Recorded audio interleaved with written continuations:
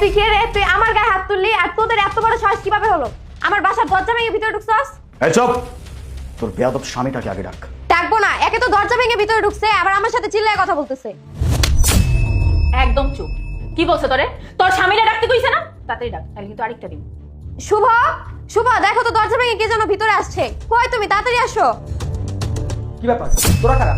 আর তোরা আমার বাসার দরজা ভেঙে আমার বাসায় কিভাবে ঢুকলি? সোনিয়া, বাচ্চাটাকে নে। আরে আমার বাচ্চা! আরে তোমরা আমার ছেলেকে নিয়ে কোথায় যাচ্ছ? আমার ছেলেকে ছেড়ে দেন প্লিজ। কেন কেন ছাড়বো তোদের বাচ্চাকে?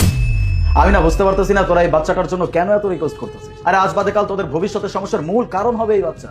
আজকালকার ছেলেমেয়েরা তেমন একটা ভালো হয় না। এক কাজ কর, এই বাচ্চাটাকে আমরা নিয়ে ফালাই দিচ্ছি, কোনো কথা বলার দরকার নেই। আমার ছেলে আপনাদের কি ক্ষতি করছে? প্লিজ ওকে ছেড়ে দেন। আহা, তোরা কেন এরকম করতেছিস? সেই বাচ্চাটাকে বাঁচায় রেখে তোরা কি করবি? আজ বাদে কাল যখন এই বাচ্চাটা বড় হয়ে যাবে, তোরা যখন বৃদ্ধ হয়ে যাবে, এই বাচ্চাটা কি করবো জানিস? একটা বিয়ে করে নিয়ে আসবি, তারপরে তার বউয়ের কথায় তোদের দুজনকে এই বাড়ি থেকে বের করে দিবি। আপনারা এসব কি বলছেন? আমাদের ছেলে কখনো এরকম করবে না। দেখ, তোদের বকবকানি বন্ধ কর আর ভালোই ভালো বলছে আমার ছেলেকে ছেড়ে দে, তাহলে কিন্তু অবস্থা খুবই খারাপ হবে বলে দিলাম। আপু, আপনি তো মেয়ে, আপনি তো বুঝেন, প্লিজ আমার ছেলেটাকে ছেড়ে দেন। এই ছেলেটা একদিন বড় হবে, বিয়ে করবে, আর তোদেরকে দিয়ে তার বউ কাজ করাবে। যখন এই বাড়ির কোনো কাজ করতে পারবি না, তোদেরকে এই বাড়ি থেকে ছুঁড়ে বাইরে ফেলে দিবে। জানোয়ারের মতো বাড়ি থেকে বের করে দিব। এর থেকে ভালো ওরে বাসা থেকে এখনই ফেলে দেন। আমার ছেলে এই ধরনের কাজ কখনো করবে না। ওর উপর আমার পুরো বিশ্বাস আছে, কারণ আমি আমার ছেলেকে অনেক ভালোবাসি। বিশ্বাস? বিশ্বাস তো তোর মাও তোর উপরে করতো, কিন্তু তুই কি করলি? তোর বউয়ের কথায় তোর মাকে এই বাড়ি থেকে বের করে দিলি।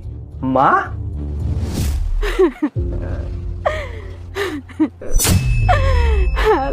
কপালে লাগছিল। ম্যাডাম, আপনার কি হয়েছে? আপনি এভাবে কান্না করছেন কেন? তুমি কে মা? তোমার তো চিনতে পারলাম না। ম্যাডাম, আপনি আমাকে চিনতে পারেননি? আমি তো আপনার স্টুডেন্ট, আমার নাম সোনিয়া।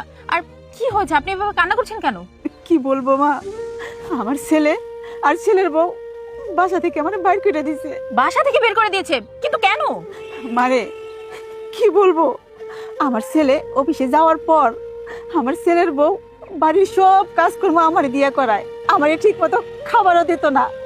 আজকে কয়দিন যাবত আমার শরীরটা অনেক খারাপ, আমি কাজ করতে পারি না, তাই আমার বাড়ি থেকে বের করে দিছে। ম্যাডাম, আপনি কিচ্ছু চিন্তা করবেন না, আমি সবকিছু ঠিক করে দিব। হ্যালো আলিফ, রুবেল, আমার কথা শোন, আমি কি বলছি। কিরে, নিজের মাকে বলে গেলি? যে মা তোকে এই দুনিয়াতে নিয়ে আসলো, তোকে দুনিয়ার আলো দেখাইলো, যেই মা নিজে না খেয়ে তোকে খাওয়াইলো, তোকে বড় করলো, আর সেই মাকে বলে গেলি?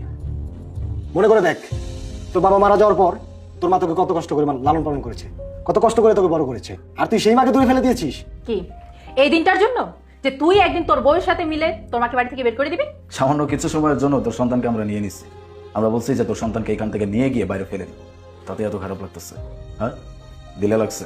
তাহলে যেই মা এই সন্তানকে জন্ম দিচ্ছে, এই সন্তানকে এত বড় করছে, তাকে যখন এই বাড়ি থেকে বের করে দিলি, তার কেমন লাগছে? আন্টি, আপনি ভিতরে আসেন। মা? মা? মা, তুমি আমাকে মাফ করে দাও মা। আমি না জেনে না বুঝে তোমার সাথে অনেক বড় অন্যায় করে ফেলেছি। আমাকে তুমি মাফ করে দাও। আমি আর কখনো তোমার সাথে এই ধরনের কাজ করবো না মা। তুমি আমাকে মাফ করে দাও মা। মা, আমার অনেক বড় ভুল হয়ে গেছে, আমাকে মাফ করে দেন। কোনো ব্যাপার না বৌমা, আমি আমার ছেলে, আমার ছেলের বউ, আমার পরিবারটা যে আমি ফিরে পাইছি, এটাই আমার কাছে অনেক কিছু।